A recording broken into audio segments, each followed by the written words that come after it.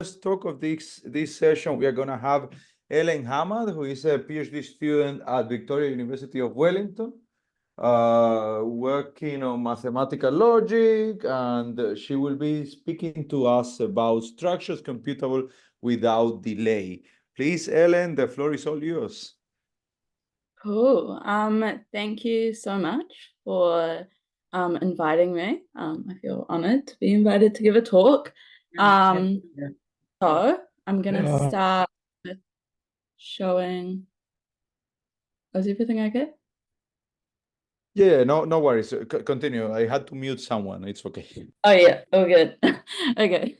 Okay, so I'll start with explaining what the plan for my talk today will be. So I'll sort of have my talk split into 4 parts. So I'm going to start with an introduction to the area. So this is going to be an area of recursion theory or computability theory within mathematical logic. And I'll motivate the specific area within that we're looking at. And then we're going to go into 3 different kind of areas where I've got a few results that I've got as part of my PhD. So let's get into a bit of an introduction and motivation. So, right, we're working with recursion theory, which I hope most people have at least heard of, or maybe at least know a little bit about.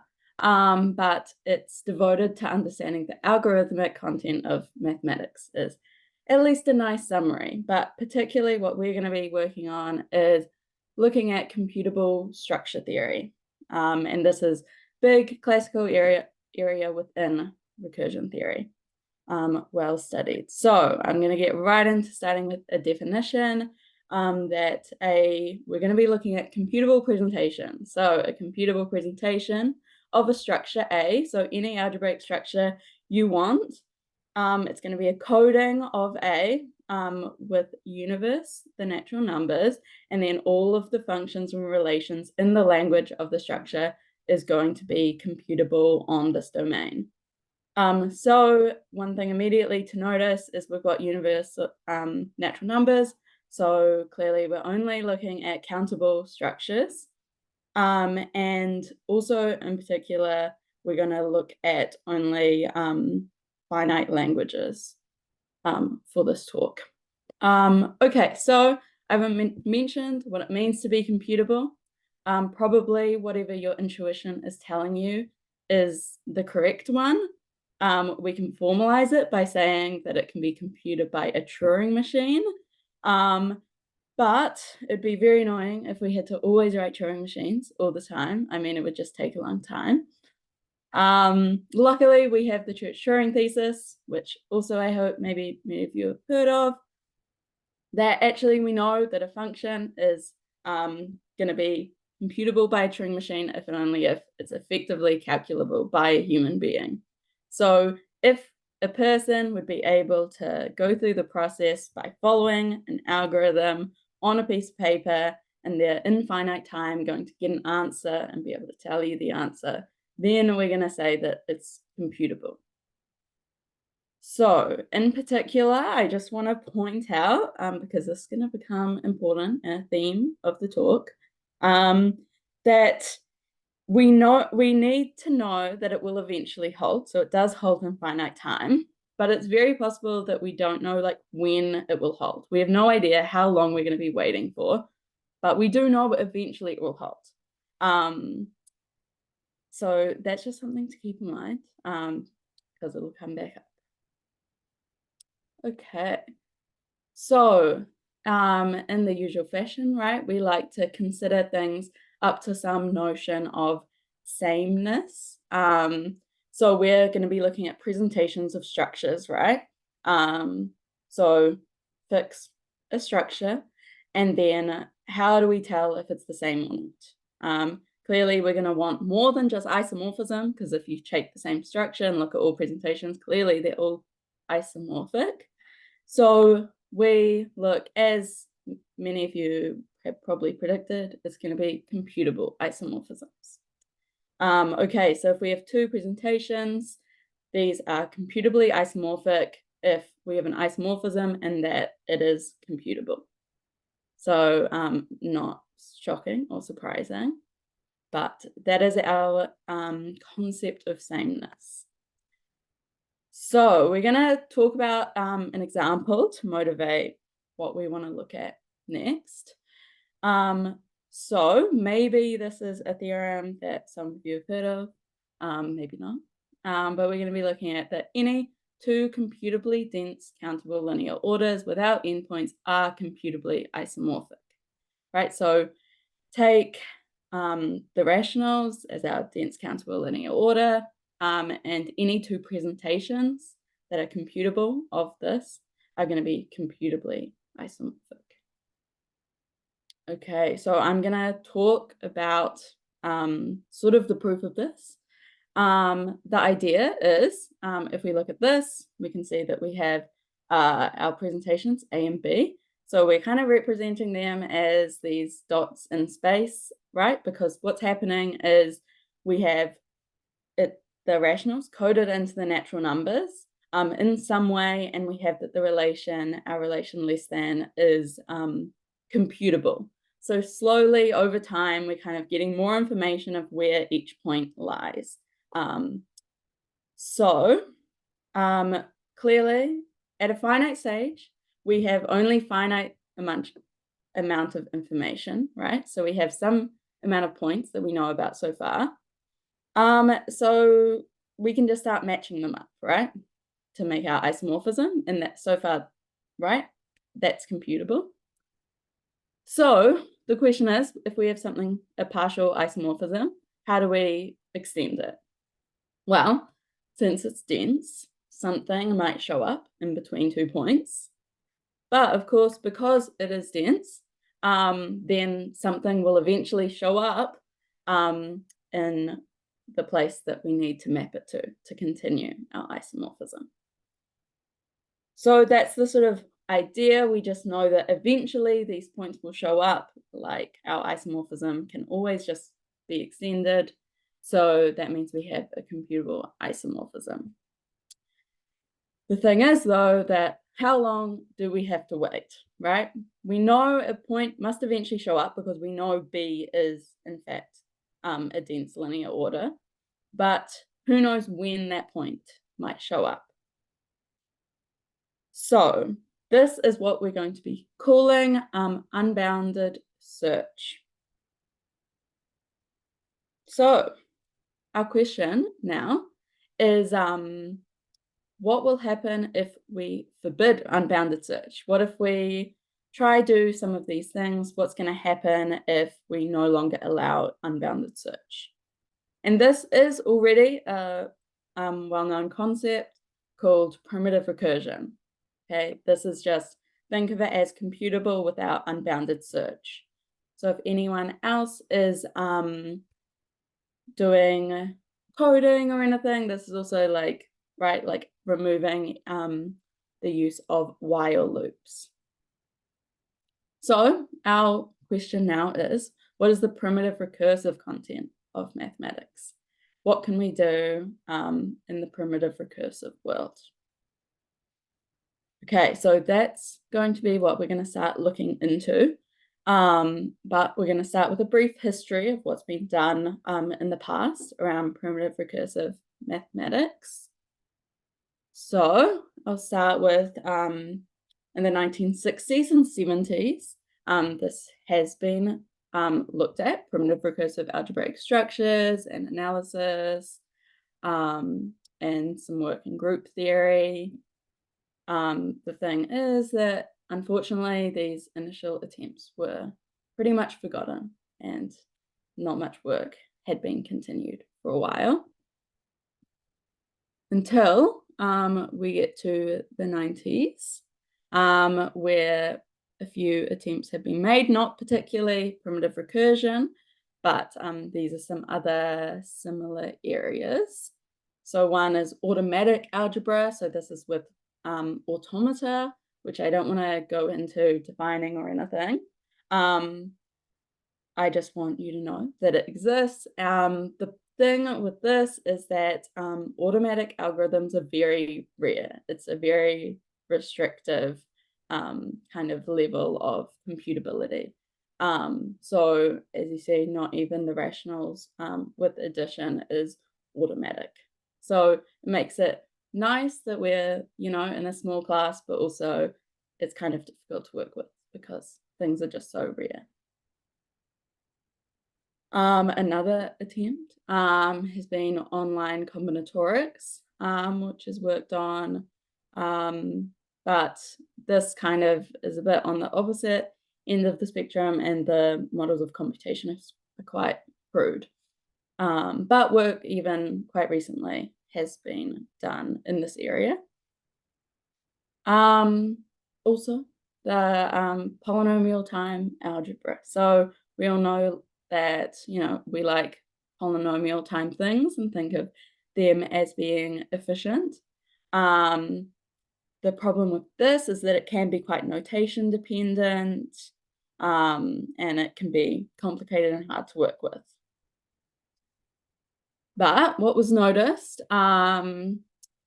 was that the majority of these proofs for polynomial time structures are focused first on eliminating the unbounded search. So just eliminating unbounded search does not necessarily give you that you get a polynomial time structure, but it's the first step. And sometimes even once you've done that, you actually do get it essentially for free, as you would say. And also, if we want to show that there's no polynomial time presentation, then an easy way to prove that is that there's no primitive recursive one. So we're starting to see that maybe actually this, just studying things about primitive recursion and eliminating unbounded search could be quite useful to some of these other areas. And the nice thing about primitive recursion is that it's not notation dependent, right? And it's not got the same crude approach as online combinatorics.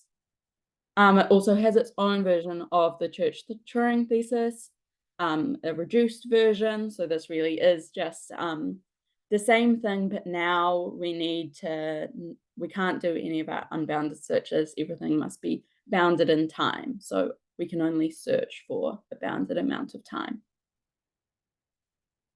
And these primitive recursive algorithms do occur naturally in model theory. So this is starting, I hope everyone agrees that this is starting to seem like it could be an interesting area to look into. So that is what we'll start to do. So we're going to start with our main definition, made, as you see, quite recently, 2017, where we say an algebraic structure is punctual if we have, right, again, the domain, the universe is the natural numbers. And now we have just the operations and relations of primitive recursive. I just want to note that because a few slides earlier I mentioned that Malchev's definition, he had a definition on primitive recursion, primitive recursive structures. And this definition is not the same as that because there were delays that were allowed in the domain. So I'm just going to briefly mention what I mean by delays in the domain and why it's different. So it's because in his definition he allowed the domain to be a primitive recursive subset of the natural numbers instead of requiring all of the natural numbers.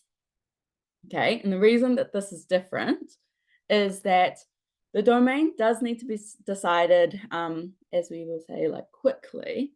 In bounded time is what we mean by like quickly. It needs to be, we kind of get to find out, is this number in the domain or not, nice and quickly. But the problem is that the domain could just keep returning no, no, no, no, no. And that in that way, it's like the domain actually grows in an unbounded way. Like we don't know where the next element, like what the next element in our structure even is. and that kind of adds a sort of delay into the structure, right? And as with the title of my talk, we want structures computable without delay. So we don't want this delay in our structure. So this is why we ensure that the domain is the whole of the natural numbers, and we don't allow any of this delay in the domain. Okay, so I just want to go through a few results. I don't want to linger too long on them, mostly just mentioning this is a theorem saying when it's the case that every computable structure has a punctual presentation. And it's nice that in most of these cases, we actually do get our polynomial time presentation pretty much for free. So we definitely have punctual presentations for some classes, so that's good, a good start. But also we have a negative result where there are some computable structures within these classes that do not have a punctual presentation. So that's not all torsion abelian groups, for example. Some of them will have punctual presentations, but not all of the computable ones. So this is interesting. So we can see that we have, in fact, a smaller class of things that are punctually computable. So again, this motivates that this is something nice to study, good to look into. So in each of these cases, this gives you that these computable structures that are constructed to prove this will not have a polynomial time presentation.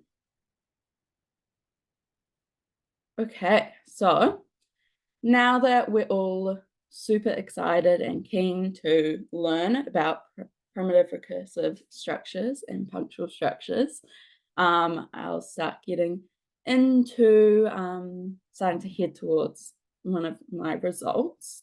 So we're going to talk about categoricity and dimension. So starting with categoricity, right, we're going to recall that in the computable world, we're looking at presentations up to computable isomorphism. So of course, what are we going to do in our punctual world? Well, unfortunately, it's not super obvious because the inverse of a primitive recursive function is not necessarily primitive recursive, which could be a little exercise to think about. Even if we quickly map things, the inverse could require unbounded search.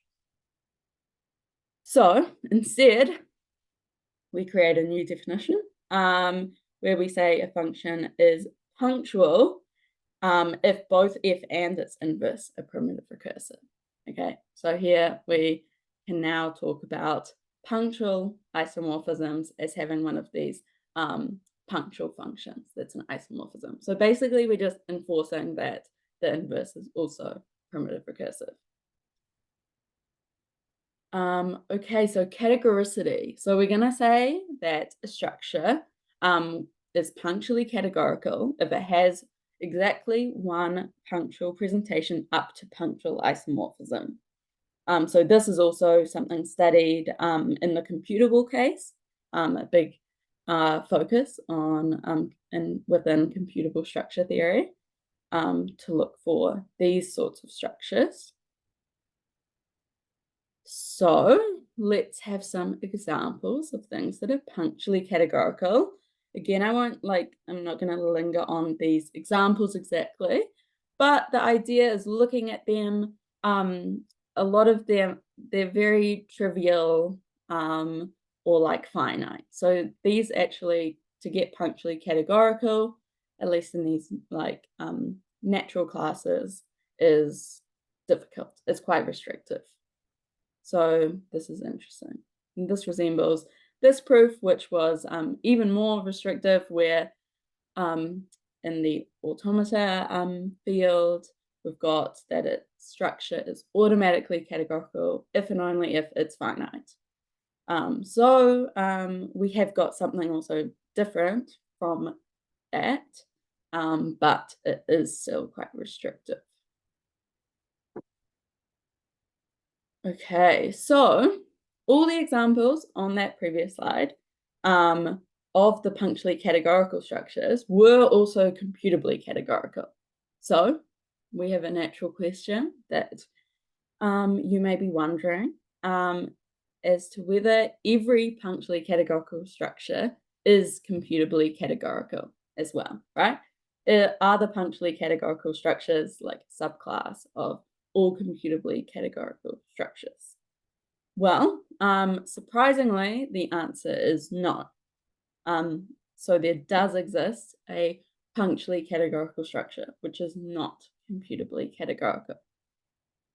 So this was quite surprising.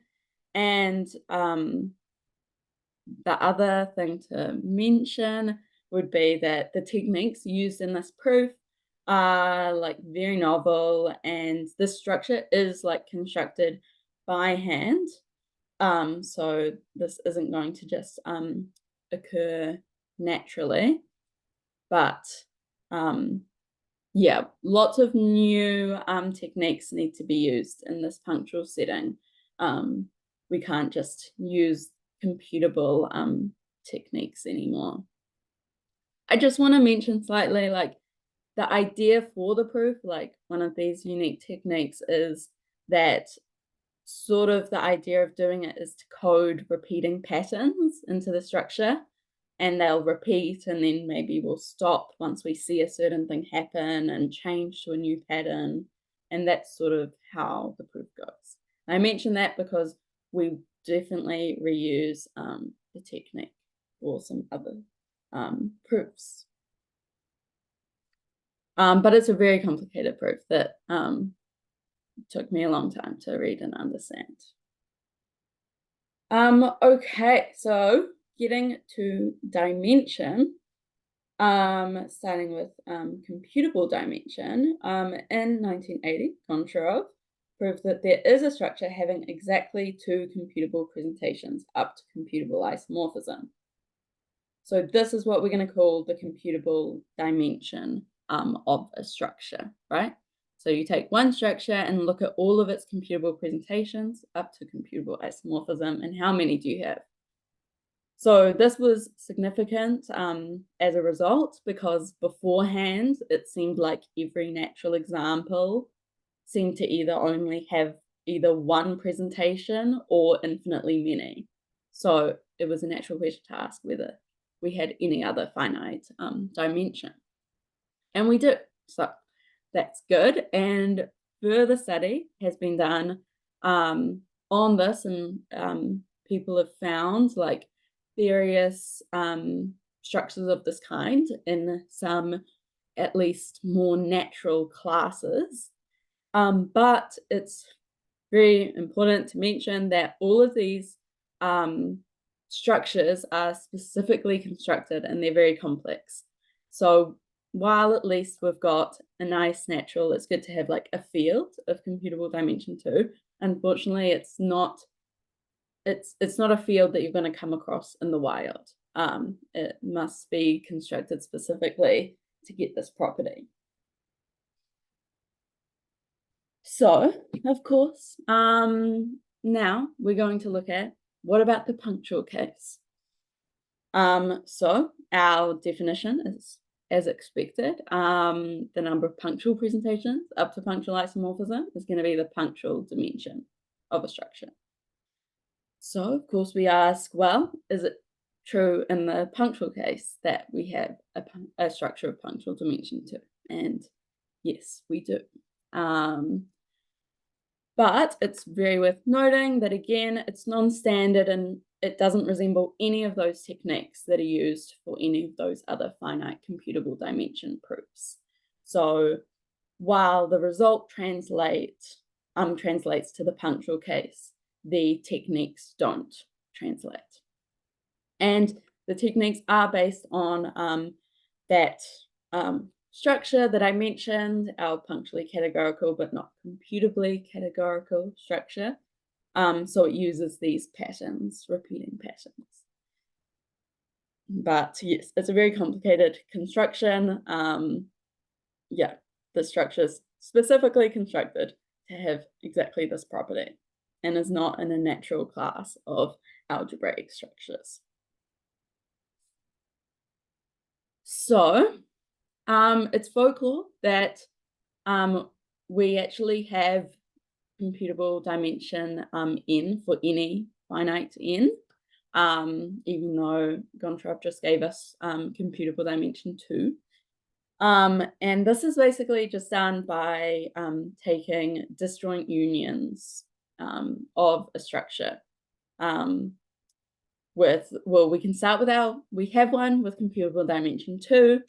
If you kind of imagine, you know, like creating a new structure where it has like 2 copies of the structure within it.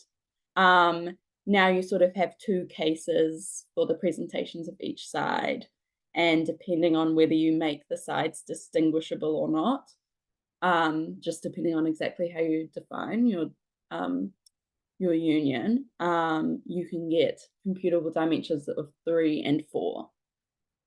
Then if we can iterate that, then we're going to be able to get all any computable dimension.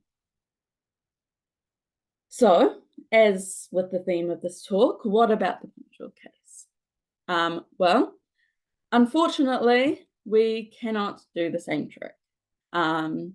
This is one of my results where we've proved that for any 2 punctual structures, whenever you take this disjoint union, you're always going to have punctual dimension 1 or infinity. You can't get any finite number by joining things together. So basically, we are able, like, we provably know that we have to construct these by hand.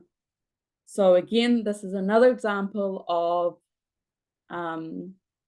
the techniques not translating, right? So this really nice, easy technique we could use in the computable case, unfortunately, no longer works, and things become more complicated in our punctual world. So we had to construct these by hand, and this is what we've done. So there does exist a structure of punctual dimension n for any n. So we have this result translating, but not the techniques, using a very different technique. And this is based on the technique used for dimension 2, and it's they still need to be constructed by hand, each one, and it just uses the same sort of technique as in the proof for dimension 2, just like iterated more times. And again, definitely not a very natural class of structures. It's quite a strange one. It's got like 4 unary functions and a binary relation, and it's just kind of a bit of a weird structure, but I think it's kind of cool. Cool, so that's our dimension results. So now we're going to head into the punctual degrees. So we can imagine that in the last section, we decided to restrict our isomorphisms by just enforcing the inverse is primitive recursive as well. So maybe we can start to ask, what if we didn't have that restriction? Well, what's nice is that this actually induces a natural order on the collection of all presentations of this structure, right? Because now we have something that maybe goes in just one direction. So we're going to be calling these the punctual degrees, which is later on my slide. But right, we have sort of like one presentation is less than or equal to another one if we have a primitive recursive isomorphism from the first one onto the second. So it's important to mention that this is a completely new idea and it's not present, right, at all in the computable case, because the inverse of a computable function is just computable. So this is like completely a new feature within these like punctual presentations. So this is very interesting. So we're going to be calling this the punctual degrees. So we take this collection. So remember we're going to fix a structure A. So fix anyone you would like, and then you'll like kind of look at all the collections of the punctual presentations of the structure and mod out by the equivalence relation that's induced by this order. Something to note is that the equivalence class, they're not necessarily all punctually isomorphic. They just have a primitive recursion and primitive recursive isomorphism in each direction, but it's possible that the inverse is still not primitive recursive. So it's a bit of a weird case, but it's just nice to mention that it's that actually having only one element in the punctual degrees is different from being punctually categorical. Okay, so as recursion theorists, I mean, we really like degree structures. Like we love to study the Turing degrees and the structure of that. So naturally, we get a degree structure, and that's very exciting, and we want to study that. So one theorem to show some results of what happens in the punctual degrees. Here we have 3 different structures. So we have our dense linear order, random graph, and universal divisible Abelian P group.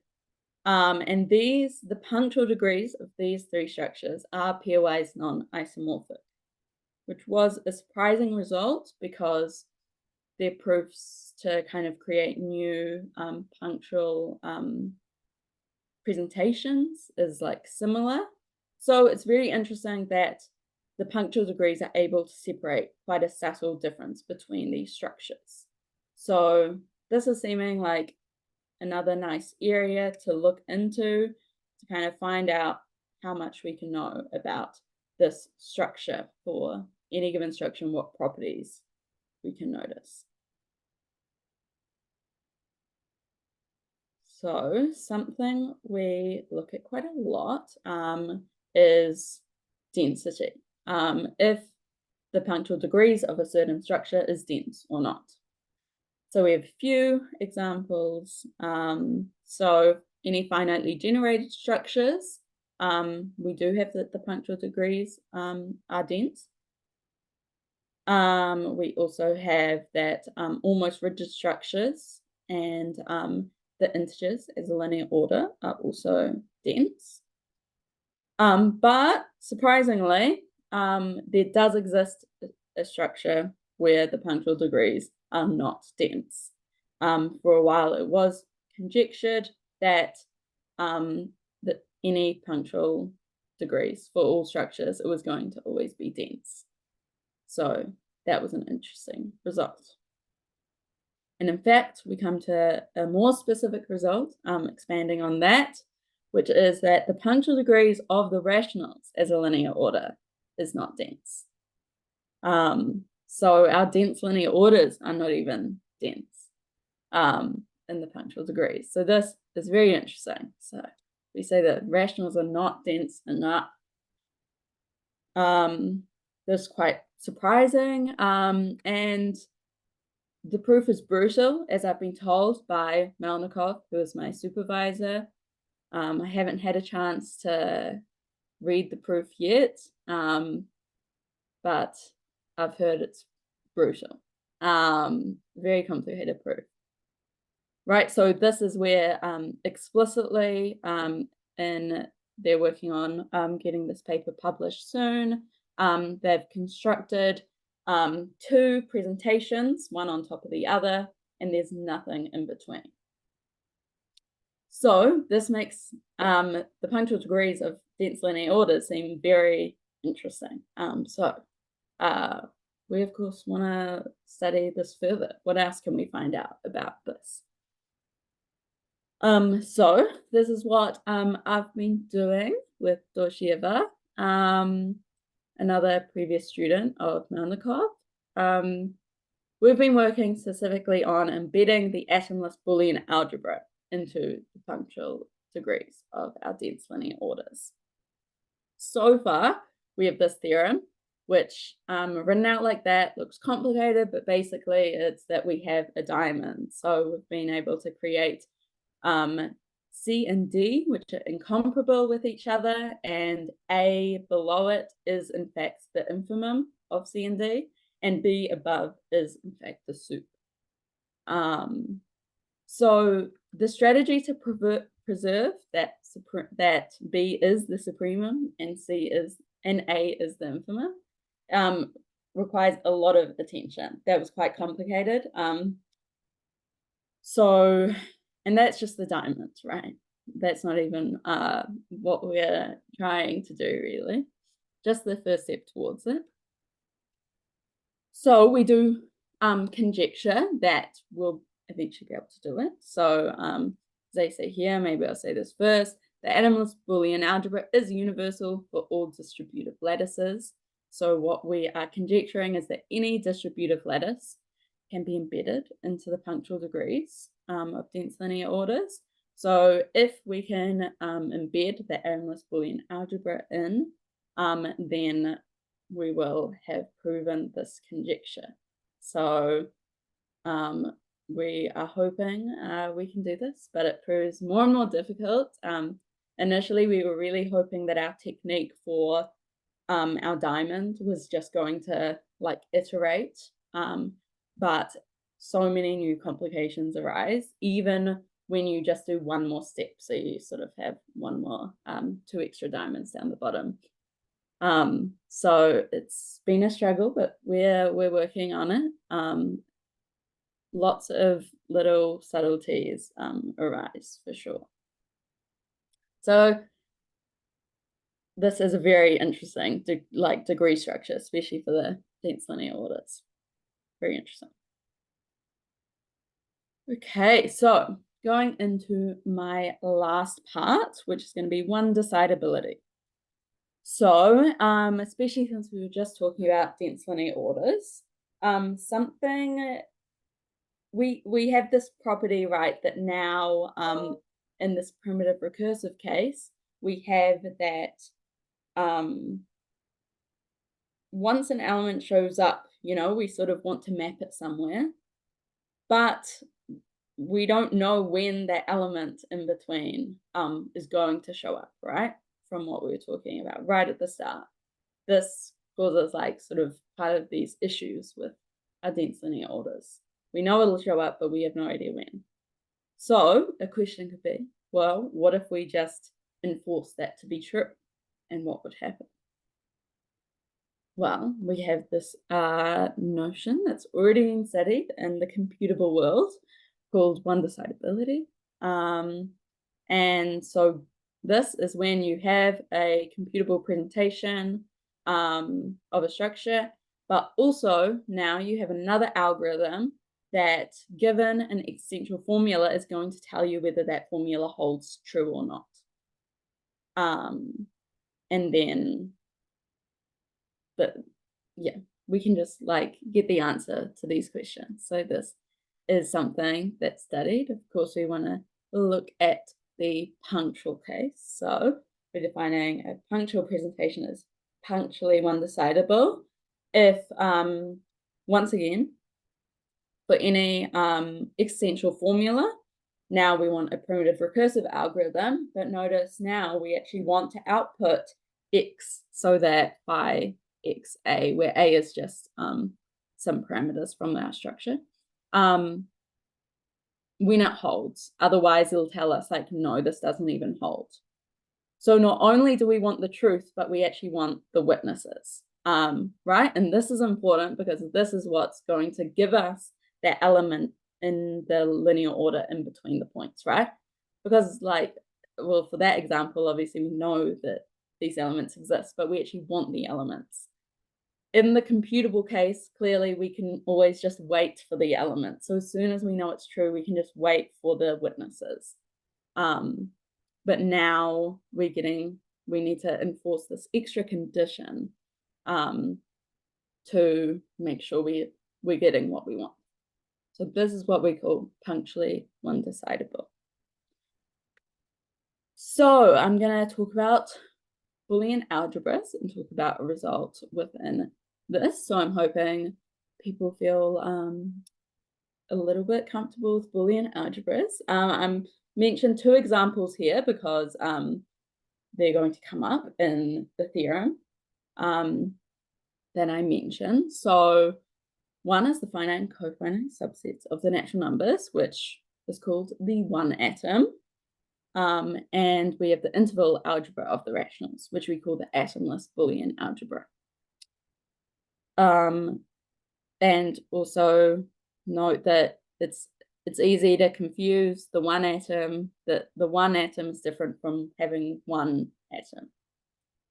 It definitely adds to some confusion. So to quickly just define an atom for anyone who doesn't know, this is we have an element in our Boolean algebra is going to be an atom if you cannot split it, is basically the idea. And otherwise it's not an atom and it'll split. So as we may expect, that since the previous slide was about punctually one-decidable, we want to look at punctually one-decidable Boolean algebras. But luckily, we don't have to deal with going through every essential question. Actually, we have this theorem by Lev, where it's going to be punctually one-decidable if and only if we have the Boolean algebra is punctual to begin with, and now we have an extra relation which is going to tell us whether an element is an atom or not in a primitive recursive way. Not only that, we have our witness function, which is going to, if it's not an atom, it's going to give us what that element splits into. So that's very useful to have so that we can use that later instead of going through essential questions. Okay, so we have this theorem that we know that any one-decidable Boolean algebra is isomorphic to a punctually one-decidable Boolean algebra. But notice specifically that this is isomorphic and not necessarily computably isomorphic or anything else. And the idea is to use this theorem by Rummel-Vought, where for a Boolean algebra with infinitely many atoms, we can basically split each atom finitely many times and we still have an isomorphic Boolean algebra. So this is going to be very useful in our construction because we can sort of be wrong finitely often and we still have the same Boolean algebra. So I'm going to go through a bit of a proof sketch of this theorem, that how to prove that we have a punctually one-decidable Boolean algebra isomorphic to each one-decidable Boolean algebra. So first of all, as these sorts of constructions often go, we're playing against our opponent who is playing the one-decidable Boolean algebra. Okay, and we're building our punctual one-decidable Boolean algebra so that it's going to be isomorphic. Clearly, what we're going to want to do is just copy what B is doing. The problem is that B is computable, right? Not punctual. So it can wait unbounded amounts of times before giving us any answers. So we want to copy, but we need to decide whether an element is an atom or not. But what we're trying to copy can just refuse to answer for who knows how long. Okay, so very importantly, we cannot wait, okay? So while we quote unquote wait for our answer, what we're going to have to do is just keep splitting and just say that none of these are atoms and just split while we're waiting for a computation to hold in B.